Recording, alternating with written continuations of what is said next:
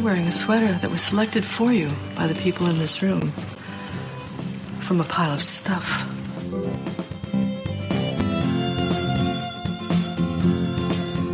Give me a full ballerina skirt and a hint of saloon, and I'm on board. I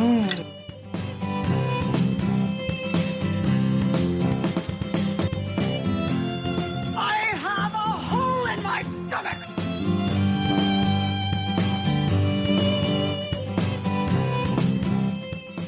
I can't go back. Welcome to the She Became Visible podcast. I'm your host, Renee Steelman. This podcast is my story. It's your story. It's our story. It's all the stories of all the women who one day knew that it was time to remember who they were, who they are, and stand up and be seen.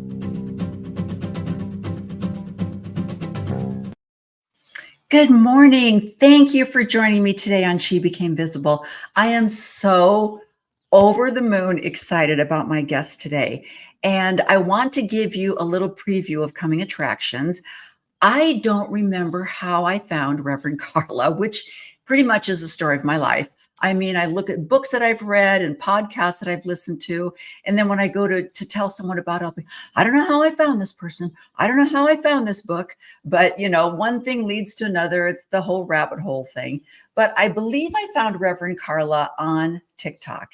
And the first thing that drew me to her, of course, was that she was on TikTok and she was like my age. It's like, yes. And she even dances sometimes. So it's like, yes, I just was so thrilled. But her message was more important than that. And the things that she had to share. And primarily, I'm going to let her tell her story because I just think it's so profound. And it correlates with my story as far as becoming unchurched because of the patriarchy that seems to dominate most religions on this earth. And it's funny because I will reference, and I will tell Reverend Karla, if any of you have listened to Britt Hartley's No Nonsense Spirituality, if you've listened to her last post, she goes through every single religion, Buddhism, Islam, I think everything, every religion that there is here on the earth. And she talks about how it started with the man. This is how he treated women. This is where his spirituality went. And this is what they truly thought of the value of women in each one of these religions, including Buddhism. And it was just so profound. But regardless, I don't want to take up too much time chatting. So let me just give you a little preview of coming attractions, and then I'm going to bring Reverend Karla on. So here we go. Good morning, beautiful souls. Now, you know I would come here to talk about the He Gets Us commercials last night. And trust me, I had the same reaction you did. But I want you to think about something. Those commercials are not there to change our mind. They know we see through the hypocrisy. They know we know. They are the source of all the anti-LGBTQIA plus legislation. We know that Hobby Lobby is funding anti-LGBTQIA plus legislation. We know that they're the ones that are causing all of these radical laws against abortion. We know all this. Those commercials are intended for Christians. Now, if you go out and just go spend a few minutes out in TikTok land and look at how many evangelical Christians don't like those commercials. They're flat out telling you that's not Jesus. Jesus never washed the feet of sinners. They're going off on them. This is about a rebranding to the moderate Christian because they know that they're out in progressive Christian land. There are people who don't know what to do. Okay, let me stop it right there. That is just an example of how articulate and educated and the messages that she gives on her TikTok and Instagram and whatnot are just well studied, well backed up with data, and they really relate to people like me and other people that have left a church or a systematic religion because of the patriarchy, the misogyny, and whatnot, and also the reinventing of Christianity. So I'm going to stop talking and bring a Reverend Karla on and have her introduce herself, and let's get this conversation going. So, there she is. Hello there. I am so honored to be here. Thank you. Oh, Thank you for this time. my gosh. Thank you so much. I think I found you. I don't know where. I know I found you on TikTok, but I remember the most profound one that you gave for me that really stuck with me was you not only talked about leaving a systematic church because of the patriarchy, but also you referenced the culture and the era that you were brought up in. And I remember I was walking through the streets. My husband and I moved to Arizona about 5 years ago. Previous to that, we were in Oregon, and we had gone back for some reason. And so I was walking the streets of Lake Oswego, and they have these cute little shops. And I'm just going from shop to shop, and I've got my earbuds in, and I'm listening to you talk. And you're talking about the time that you would love to go to a coffee shop, and you would go into this coffee shop and find solitude and whatnot. And somebody came up to you and correct me if I got the story wrong. And they said, you'd be a lot cuter if you just smile. And you remember thinking that, of course, because this is how we were trained, of course you went, oh, you smiled, because that's what we were trained to do. And I remember going, that's it. That's, and then you've seen all the other things where people are saying so much about femininity and how far we've come. And I'm like, I'm only 70 years old. I remember going into a bank and not being able to get a credit card, not being able to open up a checking account, not being able to go and buy a car on my own or whatever, because I didn't have a job, I didn't have an income, and I was dependent on my husband. So he had to sign for me. This was in the 70s. It wasn't that long ago. Yeah. So I just think that people don't understand that people that grew up in our era, we were pretty much right there with the Leave It to Beaver whole persona. We also were told to make sure you look nice when your husband came home so that he wouldn't have an affair at the office. But then you mix that with a Christianity. And, in the Mormon church, when I got married, we went through a temple ceremony. And part of the temple ceremony was bowing our heads and saying, yes, that we would obey our husbands, that we would honor them, and that we would go through them to speak to God. And so, and of course, as a 20-year-old or 21-year-old, you're like, yeah, okay, sure. Yeah. And I mean, I remember even as a young girl, when I was preparing to get married, thinking, I'm going to be a housewife pretty soon. I'm going to do laundry. I'm going to iron. This is going to be so fun, And I mean, it didn't take very long. I mean, because that's not my personality for me to go, yeah, I don't iron. I don't know where I got that idea. That's wonderful. Yeah. But tell us your journey, because I love the fact that you are ordained, you went through seminary, and just tell us where Reverend Karla came from. Well, thank you. Thank you again for having me here, and I'd be honored. And I love the fact that you just went right for it and dove in and gave me, showed the one video that is probably one of the most, I would say, conversationally with triggers there, because not only am I talking about faith, I'm talking about politics, which I'm not afraid to do so on my platform in any way, shape, or form. Not that I saw that at the beginning, because at the beginning, I truly thought I was leaving church because of my conflicts with faith. And just real quickly, I was raised Southern Baptist, raised by a very heavily influenced by a Southern Baptist grandmother who I adored and still miss to this day. And so being able to also reconcile the fact that I did leave that faith, but also heal to the point where I can circle back and have gratitude for what she instilled in me as far as seeking spirituality. because I think that's what each generation can do. If we leave a gift of wisdom and yearning to try to be a better version of ourselves, then that will impact humanity. So the places where she may have gotten wrong in what she believed about her faith are the things that we continue to correct if we're open to that kind of change. So that was some of the reconciliation I did with my religious heritage. But I didn't even think about patriarchy being a part of what I was deconstructing from. And you and I had a conversation at the beginning about how this whole thing about patriarchy, how it has impacted us, and how we, the things that you influence that maybe you didn't understand that you were, quote, deconstructing from, even though that's not a word that we really like to put about how we're defining what's happening in our lives. So when I first started to leave, my conflict, it felt like it was a spiritual conflict, even though I can look back now and see that it absolutely was about the structure of organized religion.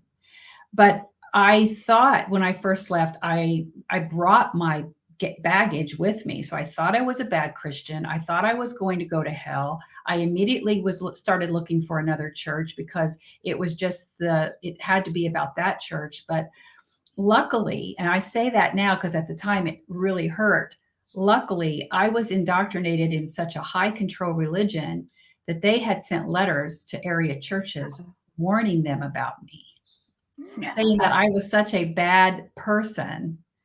They warned them. And so I was not welcome at area evangelical churches. And I felt it going in. I felt it like somehow they must have known my face and stuff. And I felt that. And I would sit in the parking lots going, okay, did I imagine that? And later having that confirmed that that's exactly what happened from other people who left the church and saying, they sent letters about you, right? Wow. Unbelievable. But seeing that, because I was still seeking inside my religious heritage the answers to my spiritual path. But what that did was force me into looking at what was it that was untangled? What was it, this thing I was untangling? And that's what I kept that's how I described deconstructing, was I am untangling from something, and I don't know where this is going to lead me, but I'm going to trust the process. So instead of everything that I had known about my spirituality was me being spoon-fed from the pulpit. I did not have any structured education related to religion or biblical studies. So I wanted to learn for myself. And because my husband was supportive of that journey as well and felt that this was going to lead to something, whether it was just for my own healing journey and that would also impact our family, he was very supportive of my returning to college, which is what I did. So the first place I landed was a biblical college, because I thought, Bible, right? Yeah. And a year into that, I'm like, I know all this stuff. I do know this stuff. I don't need it through this lens. And then I applied and was accepted into Arizona State University's religious studies. And within the first semester is when I personally lost what I call my spiritual Santa Claus. And what that to me means is that once you are faced with truths that are completely contradictory to what you knew, you can't unknow that. Yeah. You can choose to turn away from it, but you can't unknow it. So that had me really literally physically on the floor crying, because then I needed to grieve the parts of me that I knew I was losing. It's like the best way I could describe it is a really, really bad relationship. And when you get confirmation that it's really bad, there's almost a relief, but there's also sorrow for what was. And you realize that you are going to be fundamentally changed. And so that is, and I want to pause here and also say that this deconstructing, which is the power word that has been chosen to describe us reconciling our faith and healing from any kinds of religious experience. This isn't about where you land. It's not. Some people do go back to church. Some people go all the way to atheism, but it's about releasing things that no longer serve your highest good. And for each person, that's going to be a different journey. It's going to be different depending on where you started and where your calling is. Because for me, I'm still much a spiritual person. So I do believe in these innate gifts that we have that kind of compel us into the world to find the places where we can serve our highest good and leave some kind of footprint that leaves this place a better place because we were here.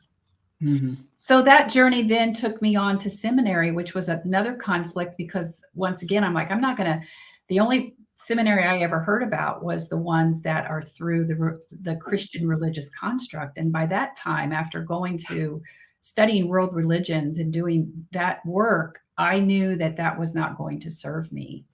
And finding interfaith and inner spiritual seminary was like a lifeline for me. That was like obviously the next journey for me. I just didn't know it at the time when I started looking. So that's how I found One Spirit Interfaith Spiritual Seminary.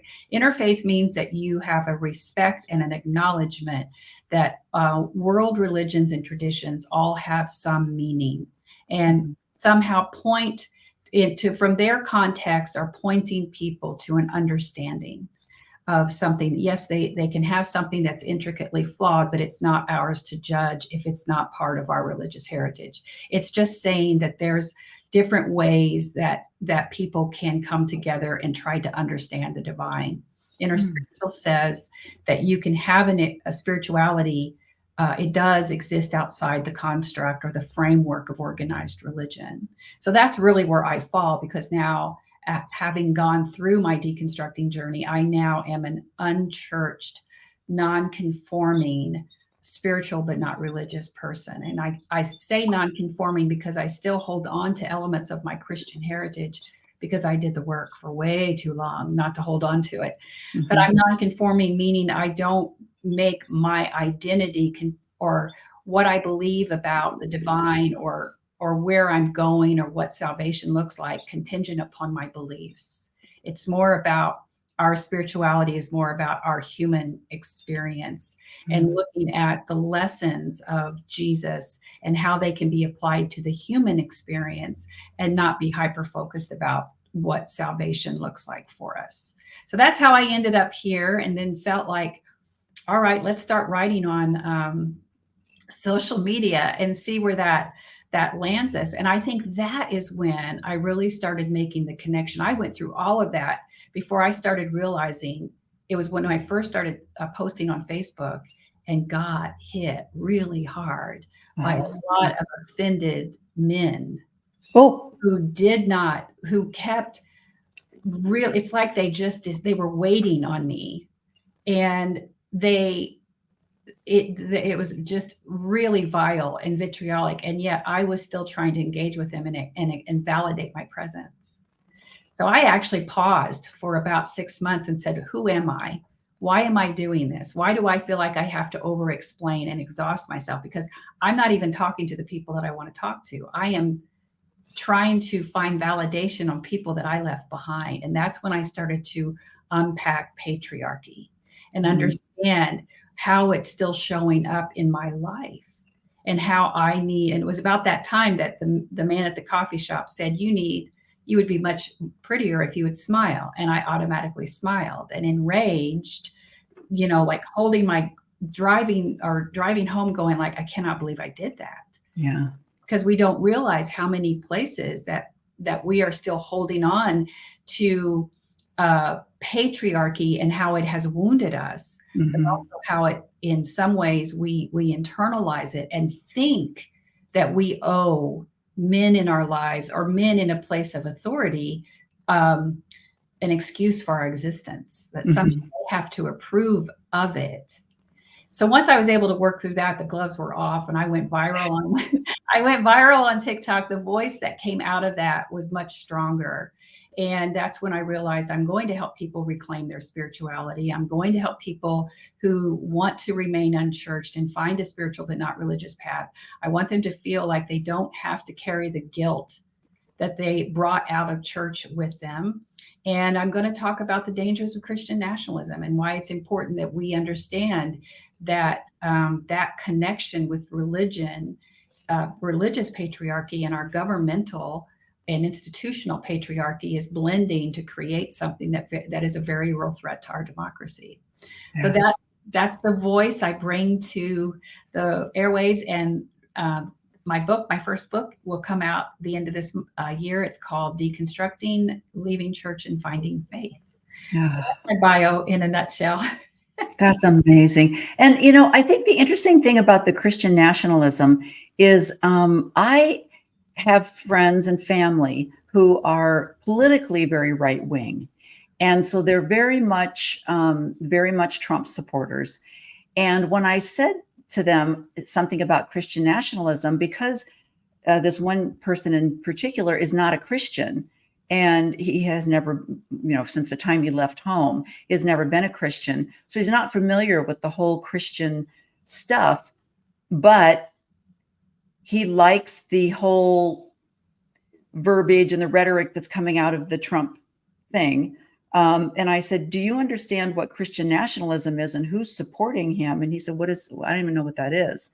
And I said, see, that's the danger, is you don't understand what's behind all of this. You're just going for this guy that's going to, you know, and this person in particular falls right in the whole white, scared fear that the people of color are going to take over their positions, that they're getting more from this country than I've given. And, you know, I deserve this and I deserve that. And it's just amazing, the blinders where people just get into this, well, I don't really care as long as my 401k stays where it's at. And because I'm really afraid that you're going to take some of my money and give it to somebody else that doesn't deserve it.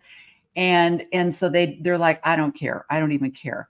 But it's just amazing. It's absolutely amazing what you're doing. And what I also liked about you is you've kind of given people a path. Like you said, you don't have to go down the atheism thing. You can still keep your spirituality in whatever form you find it or want to find it. And I love, because you're not sermonizing. You're not telling people, follow me and come to Jesus, and I'm going to show you how to come to Jesus by following me. That's not even part of your thing. But you remind me a lot of Dan McClellan. Are you familiar with Dan McClellan? We're mutuals. Yeah. We're mutuals in this space, and we're actually we're being published by the same publisher. So I'm honored to be in that space with him. Boy, no kidding. And I love that he's like, I'm not going to talk about my personal belief. I'm not going to tell you where I stand in the Mormon Church, but I'm going to tell you about my biblical scholarship and just the data.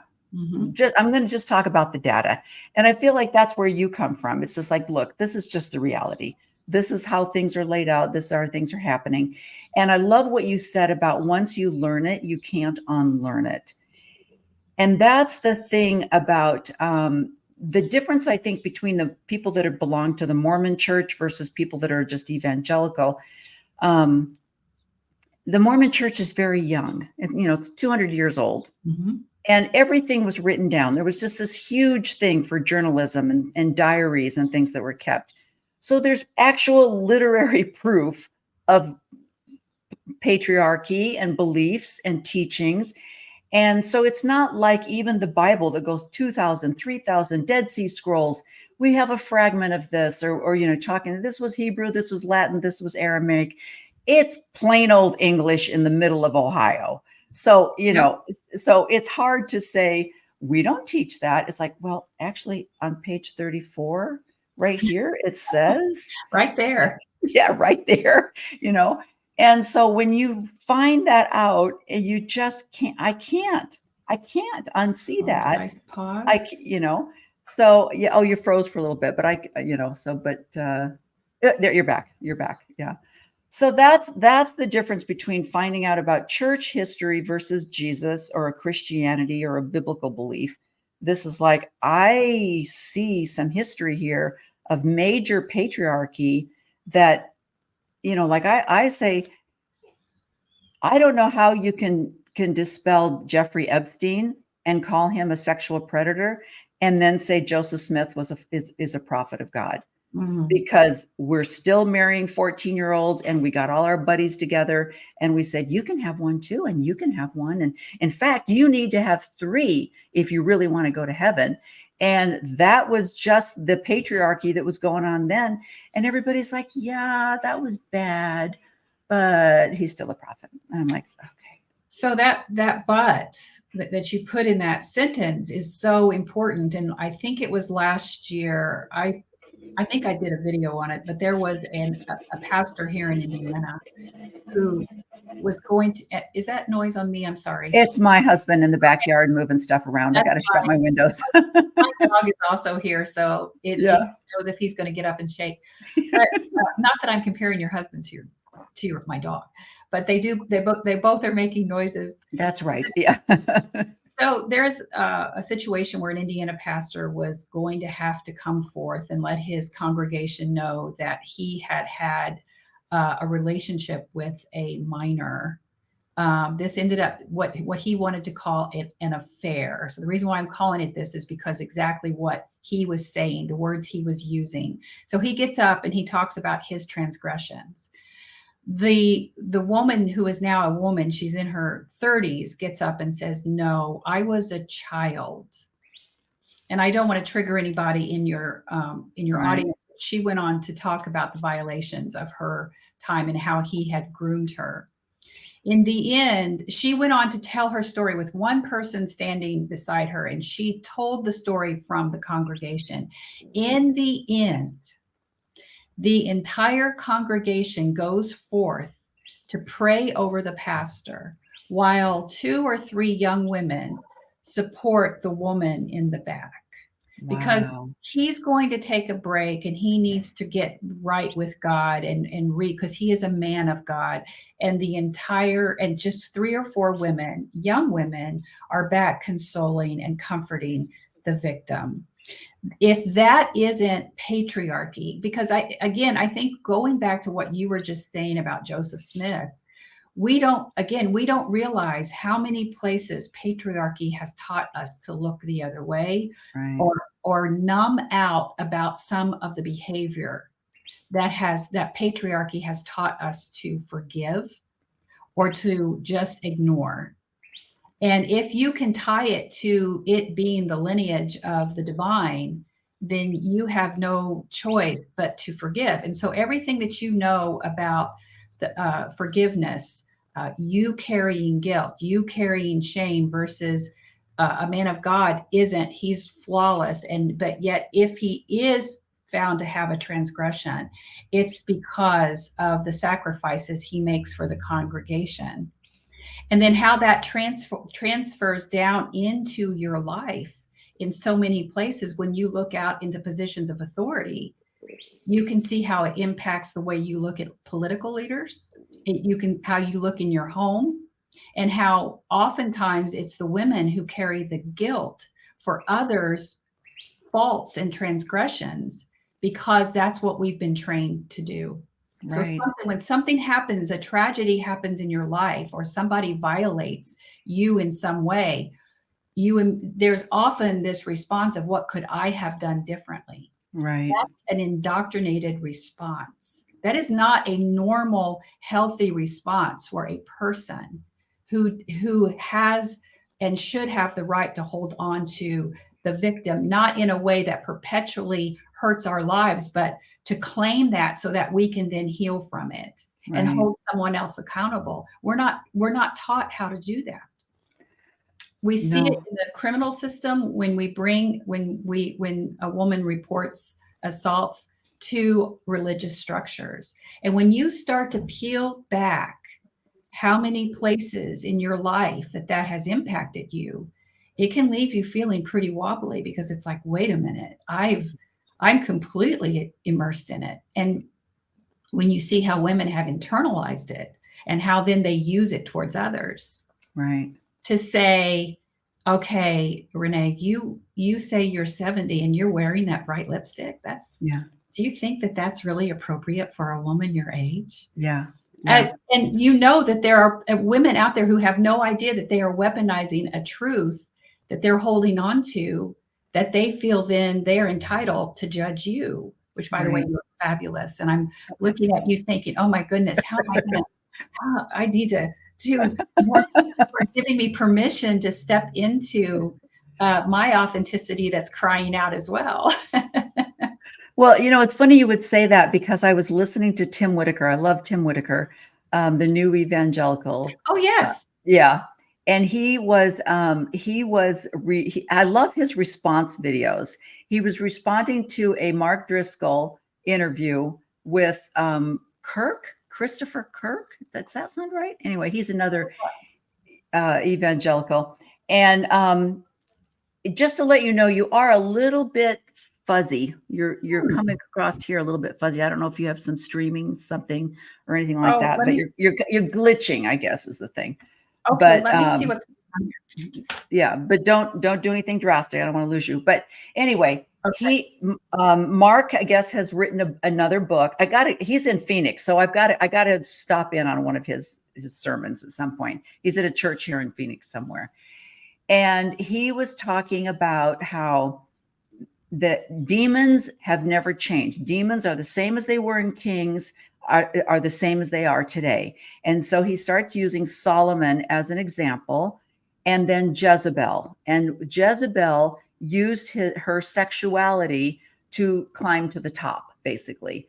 And how, even though Solomon had concubines and hundreds of wives and all of this kind of stuff, it was Jezebel that caused all of this, demonic behavior of Solomon and the downfall of everything.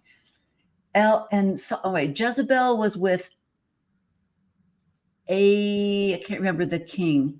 Anyway, he made the king out to be just this whamsy-pamsy, not strong male. He was really, Jezebel was overpowering and, told him what to do and where to go. And then she had the sexuality and he didn't have any control over her. And it just totally goes back to the whole idea that, you get drunk at a frat party and you rape somebody. And the first thing they say was, well, what did she have on? And it's like, see, it wasn't really your fault. Yeah. And, and so it always goes back to, and then the women like, yeah, you're right. I shouldn't have had that spaghetti tank top on. That I just, he had no control over my modesty fault that I did.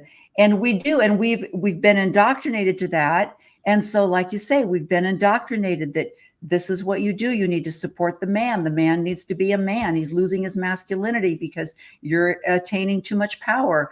And so look what's happening because of that. And now we're losing our men. The men are even becoming feminized. And it's all because of the women thinking that they need, it was just it's like a 2-hour podcast. I was listening to it when I was taking a walk, but it's exactly what you're saying. It's like, there's so much fear out there right now of women having power that's going to take over the men, and the patriarchy is being even more upheld and strengthened and encouraged. And it's kind of scary to see the women that, like you say, have been indoctrinated and they're like, yeah, you're right. I should have done that. I shouldn't have done this. I shouldn't have done that. And it's like, and sometimes they're the most vile, like you say, they're the ones that go against you the most, is the women they don't understand that you're getting your power because your man has power. And so you're not going to lose your power if he doesn't have his power. So you're going to go along with it. Like, my husband's just been made a minister. Therefore, I am now the queen of the congregation. So I will support him because I'm going to get my power from the power that he's been given. Oh, that's such a good point, because I talk often. By the way, I did have to look it up because it's been a while since I've heard the Jezebel story, and I don't study the Bible like I used to, but it was King Ahab. That's what it was. The interesting thing about that story, and many of the stories in the Bible, without fail, every one of the stories about women in the Bible have been rewritten to emphasize the patriarchal role, to somehow support the role of the patriarchy. I'm going to start doing some content on that as well, because I think there's oftentimes a lot of times when people are trying to deconstruct, you're holding on to some of those stories like, well, what about, even though oftentimes I teach about the Bible as being the writers of the Bible, I believe, would be aghast to think that we are holding people hostage to a literal interpretation of that scripture. Because even those writers understood that they wrote in large S and hyperbole for a reason. They made the stories magnificently huge and outrageous to catch your attention and help you remember them. And it was an invitation for us to say, let's continue the story. Please continue the story, because here's how we understand spirituality now. Here's how we understand where we are, and we're trying to figure out these things around us. So help continue to tell the story of what's happening. But as soon as people got a hold of it and said, well, we can make this really powerful if we change the narrative. So, I've got people in my family who believe that the King James Bible is the only Bible that matters, which to me is it's the same people who say you must take everything that's written in the Bible literally, even though the King James Bible wasn't written until the 1600s. So how can that even be? You can't even reconcile the two if that Bible wasn't written, and it was clearly written and retranslated and negotiated to do nothing but support monarchical rule. Right. And if that isn't entrenched in patriarchy, I don't know what is. Yeah. So you have to look at the Bible through that lens. And so anytime somebody comes to me and wants to say, well, Paul wrote that women shouldn't teach. Yeah. We're just not going to be held hostage anymore by that. I don't debate anybody. I leave all that up to Dan McClellan to do, because I want people to understand that you do not have to be held hostage. The fact that you're trying to negotiate where you are with your spirituality to people who have weaponized that book to the point that they believe that you are less than for not believing like they do, you can never reconcile that starting point. Yeah. You will never be able to reconcile the fact that that's going to be an equal playing field. So do not agree to have that conversation.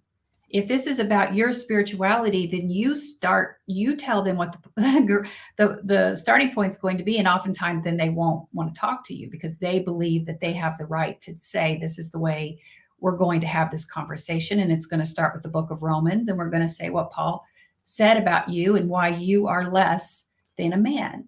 Right. I'm not going to start there. That's not fair. But what you also said about a woman's proximity to power, and what I often teach about is carrying water for the patriarchy. Yes. And that is exactly what that is. So even though I am content, what that means is I am content with the fact that I will never rise to that level of power. The power that I get by being in proximity, like you said, the pastor's wife, that gets me so close to that power that I'm willing to dump water on the people who are on this structure. I'm going to carry it up the system, dump it on people who may be trying to get up to my power or threaten it in some way, because this is just a good life. And I'm going to keep my proximity to power and ensure my husband stays in power. Mm-hmm. So they then become a tool in the patriarchy. And oftentimes I'll talk about, like the absence. And this is something that I know that I think we were going to talk a little bit about in this podcast about the divine feminine and the crone. The absence of the divine feminine, the absence of that's being suffocated by toxic masculinity right now. When I talk about that, people will say, what are you talking about?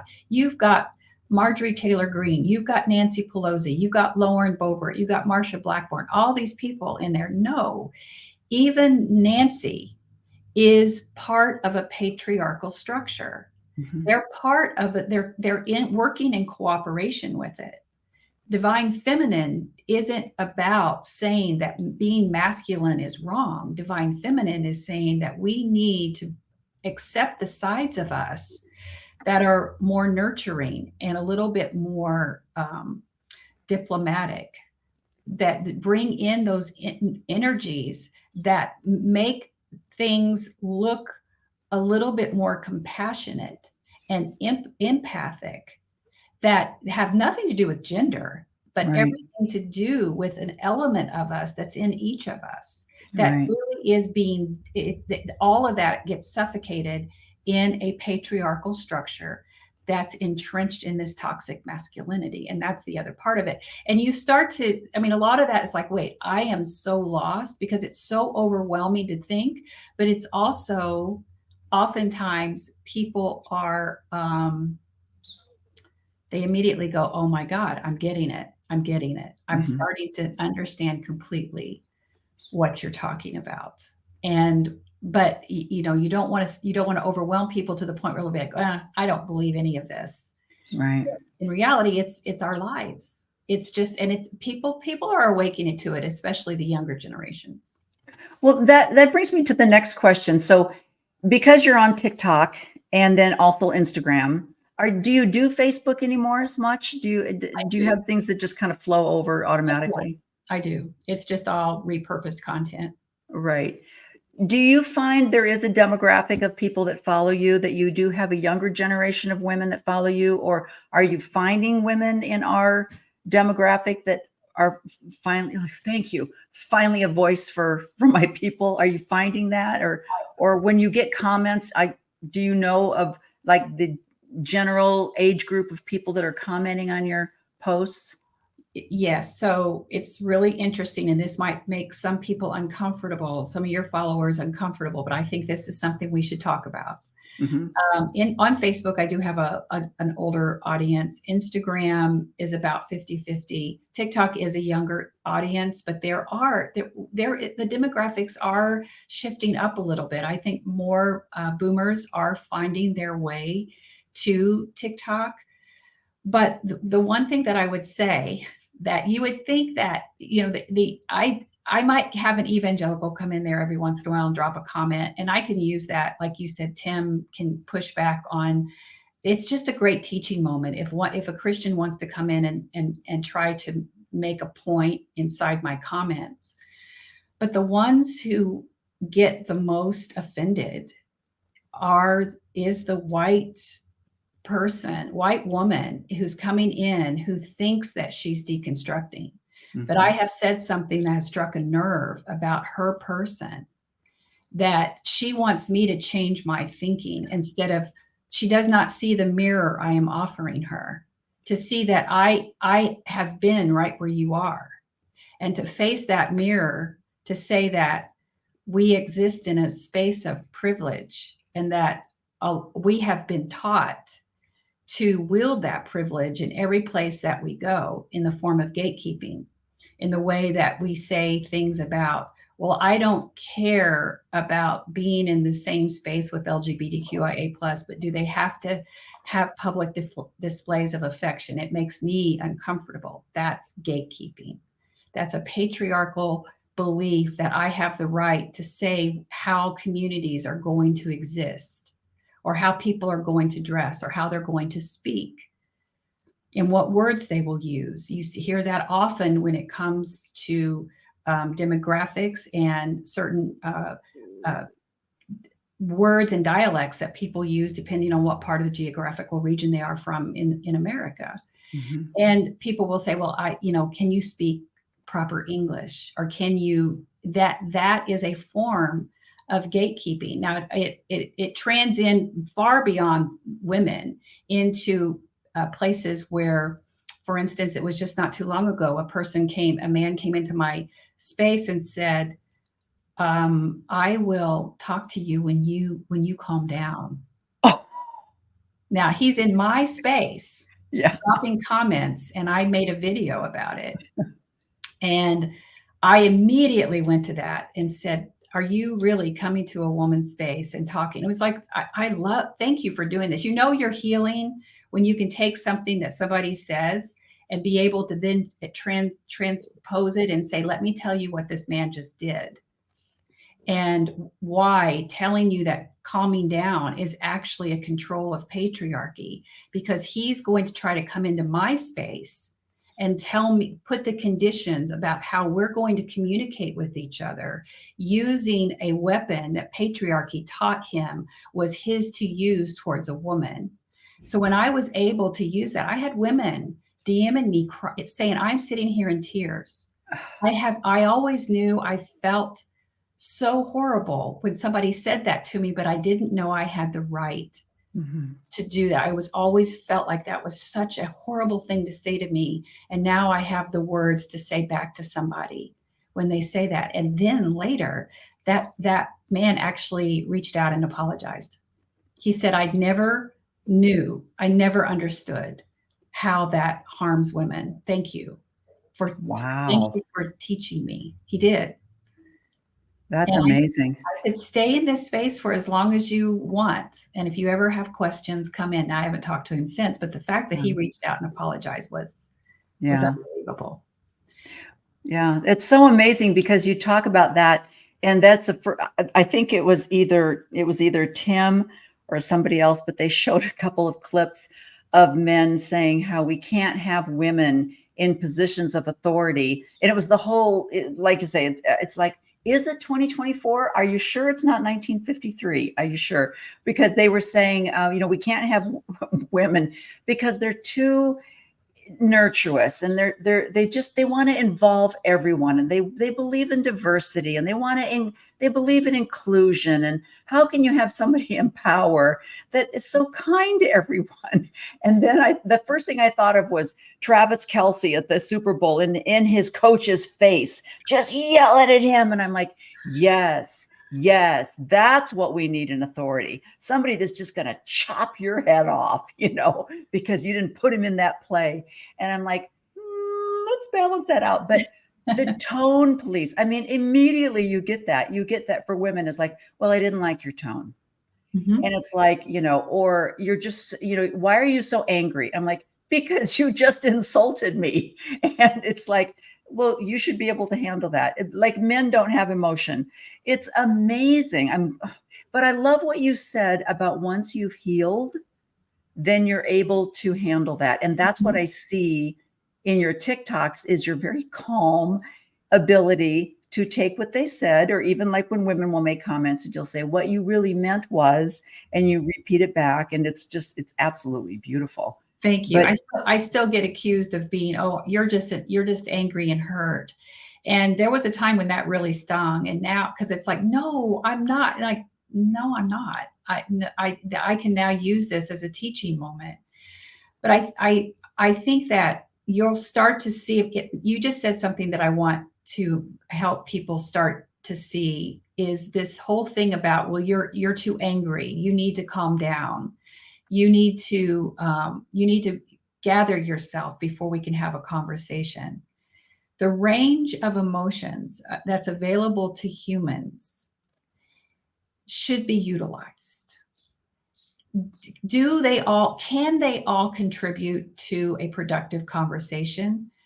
Maybe not.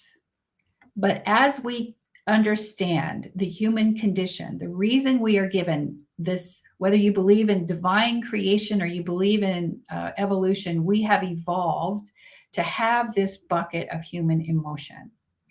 Anger is a signal that something is off, just like sadness is, or joy, or whatever, or fear.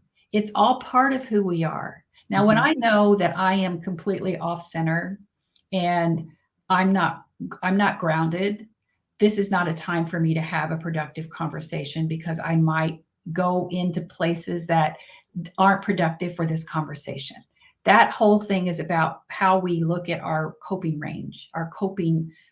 And we don't have to get too psychological today. But once you've been on a healing journey, you start to know that about yourself. And you also know that you're better off and will be more prepared when you turn this anger that you're feeling into a place of empowerment. But when somebody tells you that you are angry, you check yourself. Oftentimes that's coming from a place of them trying to control you. And if you're just in the tone that I'm talking to you and talking about this, I will get people like, well, I'm not going to talk to you. because it's a confidence, and it might come off as either aggressive or assertive because you're not used to hearing a woman speak about empowerment. Mm-hmm. So when a woman speaks with that kind of confidence from people who aren't used to hearing it, I'll be told I'm arrogant, or I have an anger inside me. You burn with a hostility, and I'm not feeling any of that. I'm feeling like so grounded and empowered and speaking from a place of truth. And when you do that, you feel it. You feel it through your entire body. But they're not used to that. So it's about internalizing and being able to check yourself and not letting somebody else tone police you to the point where you then are dismissed by somebody else's experience, or somebody else trying to control you. Because especially women our age, not that, I mean, all generations are still being impacted by patriarchy. We have had so many narratives placed on us about what a woman's role was, what a responsibility, how are we described and defined, and what our expectations are for our lives.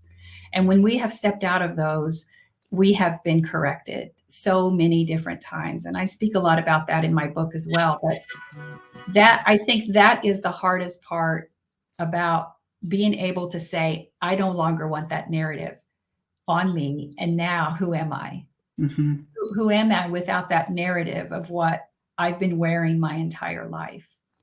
And being able to take those off and then step into your authenticity is exciting. It doesn't matter what age you are to be able to do that. I'm glad you addressed that. How do you respond to the, and I hear this in every kind of marginalization throughout history. Well, we don't do that anymore. Well, that was in the past. Look how far we've come. And last year, I interviewed a lady because she actually spoke at this conference that I went to with my husband, which was a faith promoting conference for the Mormon church. And she talked about the joy of, at least in the Mormon church, we believe and teach that we have a mother in heaven. And so isn't that great? And we should celebrate the fact that we believe that there is a mother in heaven. And so I interviewed her and I said, how does it make you feel when you're standing on the same stage with a woman who is in her 70s, who was asked to step down from an organization because she gave a talk on Mother in Heaven and it offended some people? So she was asked to step down from this organization that she belonged to in the church. And then you're on the same stage going, look at all this art that they created. And look, we displayed this art and it was it was Mother in Heaven in all different diverse colors. And look how far we've come. And I'm like, then there was this man who spoke in general conference a couple of months ago and said how we don't speak of our Mother in Heaven. We don't pray to our Mother in Heaven. And we really should stop talking about it because we don't know anything about Mother in Heaven. So just zip, zip, zip, But you, being a 41-year-old, think that we've come so far. Look how far we've come. And it's like, historically, we have not come very far. But you're this new generation that thinks just because you can have artwork displayed in a college, part of the college campus about a Mother in Heaven, that the church is now like, yes, here we are. We're all here now, So let it go. Just let it go. And it's like, but we lived the time that we were told to come home, I lived the sitting in a congregation, listening to my male apostle tell me, you have no business working outside of the home. You should not be seeking for a career. Your job is to have children. Your job is to make heaven on earth in a home, so that when everyone returns from their daily responsibilities, they have this peaceful place to come home to that you have created for them. That is your job. Well, they don't say that anymore. Aren't you glad they don't say that anymore? So how do you respond to well, we don't say that anymore, so get over it. That's the hard part about being old, is like, we were in the room. Okay. Yeah, for sure. And so I don't have the Mormon experience, but when I'm hearing that story, what that tells me is this young person's training is through patriarchy. Mhm. And the farther away you can get from those seasons of oppression, they are doing a great job of rebranding themselves and not connecting to their past, which I think that's what my video today is about, because what I am seeing a lot of people who are still church talking over the unchurched as if the priority is to get people back in church, but the ones who are unchurched are a threat. So how do you get to the people who are just thinking and not sure where they're going? And so I kind of laid a claim there to say, no, don't talk over us. We're here too, and we have a right to this space. And it's not to be a churched space. So when it comes to I think what I'm sensing in those spaces is where those of us who experienced it, we must find our voices. We must be the ones who educate them, but also the younger generations need to have a willingness. Now, I think you're seeing that. Again, I don't know about the Mormon experience, but I think you are seeing that. I'm seeing it in social media, and it could be because that's the silo I'm in activism and deconstructing and Christian nationalism. But because there's this whole thing about making sure that deconstructing is about understanding what privilege religious patriarchy taught you about how you fit into the world and how you're carrying these buckets of water and how many times you dump it on people without even realizing how many times we're trained to walk into the room as the white savior, that we're the smartest person in the room. And those kinds of things, thinking about those elements that we don't even think about, and that I didn't leave the church thinking about. So how I make sure that I'm aware of those spaces. But what that also means is I'm going to take that to like a place of when we talk about the problems that we still have with systemic racism and sexism and homophobia inside our systems. When people say, well, we now ordain gay clergy, so we're over that. We absolutely are not over that. Right. Racism and sexism and homophobia still sit in the church pews. So it's not that we have to just say, well, that ideal is dying out. It isn't. There's still indoctrination inside familial structures, inside education, inside those places that are still dropping those isms inside people. And one of those isms is not an ism, it's ignorance.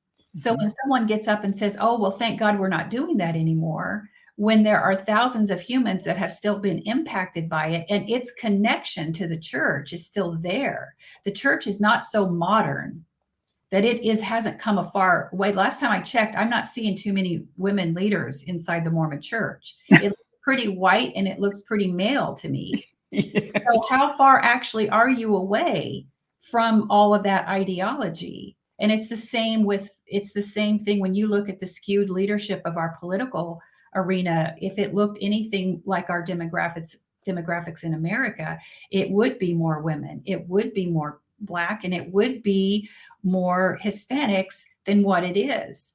But we're still seeing it through a dominant white male culture. But what they've done is be able to sever the history and hide it.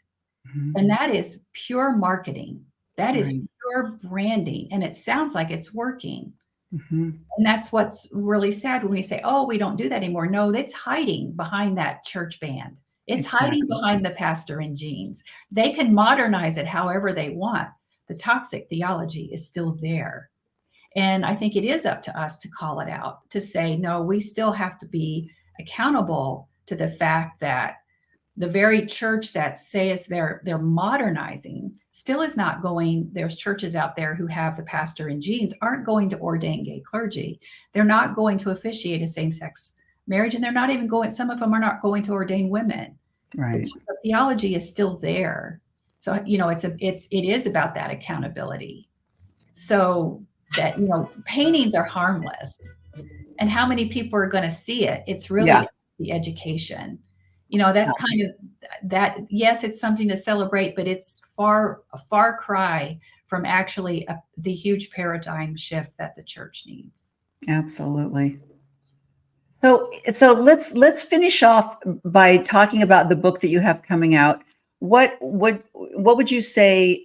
Did you take a subject for each chapter and address the deconstruction process, or how did you lay your book out? I did. So I tell my story in examples in each of the chapters, and it's so it's part memoir, part story, or part healing journey, and then each chapter has contemplative, inspirational questions, reflective questions to help you on your journey. One of the things I'm cautious in saying is that there is no path, as I said at the beginning, and where you end up is different for each person. I don't proselytize that, and I don't proselytize it in the book. So you're not going to read a lot about what I believe and where I am, because I don't believe that that's my responsibility. What's my responsibility is to help you understand that there's a reason that you're questioning your faith and your religious experiences. And here's some ways that I can help you understand what you're going through. So I have a section where we're talking about deconstructing. Then I have a section where I'm talking about restoring. And that's really about looking at, do you have religious trauma, and trauma is often intermixed, and how is that still impacting our lives and the filter through which we see our experience? I talk about soul work and the importance of making sure that you are taking responsibility for how you're showing up in the world. In other words, when people offer you a mirror about something that may be something we're carrying that limits our capacity for compassion and empathy, and we instead knock the mirror out repeatedly, that might be a cue that there are some wounds that we're holding on to. I talk about integrating the true self and silencing the ego. So I do go into the mystical a little bit with this. So the first part's deconstructing. The second part is restoring that foundation for not just your spiritual growth, but your emotional well-being. And then the last part is about reconstructing. And I'm sorry, those words are where we are. And that's where I talk about ways that you can bring elements of practical spirituality, and how do you find holy in your everyday if being unchurched is your journey, or where you can start to look for a spiritual community. I talk about how you can look at Jesus with a new set of eyes. You don't have to, what do you do about Jesus when you're deconstructing? I mean, that was a hard one for me.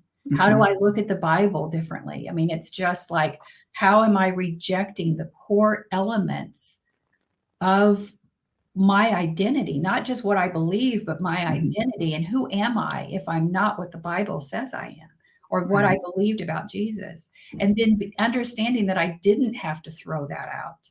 I could reconnect with a different heart and a different set of eyes that not only that has nothing to do with a belief system.